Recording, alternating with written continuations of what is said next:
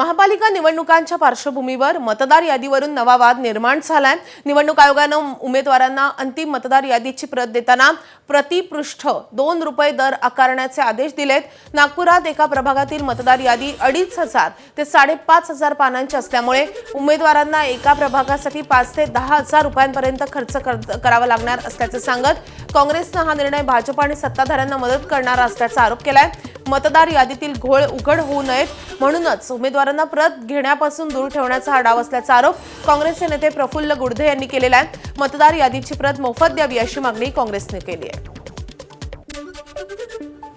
निवडणूक आयोगाचा जो एकंदरीत कारभार राहिलेला आहे तो सुरुवातीपासून संदिग्ध राहिला आणि भारतीय जनता पक्षाला त्याचा लाभ व्हावा या दृष्टिकोनातून त्यांचं कार्य सातत्यानं दिसून येतं।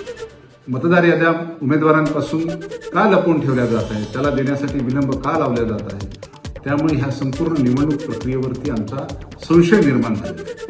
सांगली मिरज कुपवाड महापालिका निवडणुकीतील एकनाथ शिंदे यांच्या शिवसेनेतील जवळपास 65 उमेदवारांचा प्रचाराचा शुभारंभ करण्यात येणार आहे। आज मंत्री शंभूराज देसाई यांच्या उपस्थितीत गणपती मंदिरातून प्रचाराला सुरुवात होईल। तसेच या ठिकाणी भव्य सभा देखील आयोजित करण्यात आली आहे। भिवंडीमध्ये पालिका निवडणुकीच्या रणधुमाईमध्ये राजकीय तणाव उफाळून आलाय। भंडारी चौक नारपोली येथील वॉर्ड क्रमांक 20 मध्ये भाजपचे उमेदवार यशवंत टावरे आणि काँग्रेसचे उमेदवार जितेंद्र पाल यांच्या कार्यालयासमोर कार्यकर्त्यांमध्ये हाणामारी झाली आहे। काँग्रेसच्या रॅली दरम्यान घोषणाबाजीवरून वाद वाढत दगडफेक आणि काठ्यांचा मारा देखील करण्यात आलाय। यामध्ये 2 जण जखमी झालेत। घटनेनंतर परिसरात तणावाचं वातावरण असून पोलीस बंदोबस्त वाढवण्यात आलाय। पालघर जिल्ह्यामधल्या तलासरी तालुक्यामधल्या भारतीय अकादमी इंग्लिश स्कूलमध्ये शनिवारी मॅरेथॉन शर्यतीमध्ये तृतीय क्रमांक मिळवलेल्या 15 वर्षीय विद्यार्थिनी रोशनी गोस्वामी हिचा दुर्दैवी मृत्यू झालाय।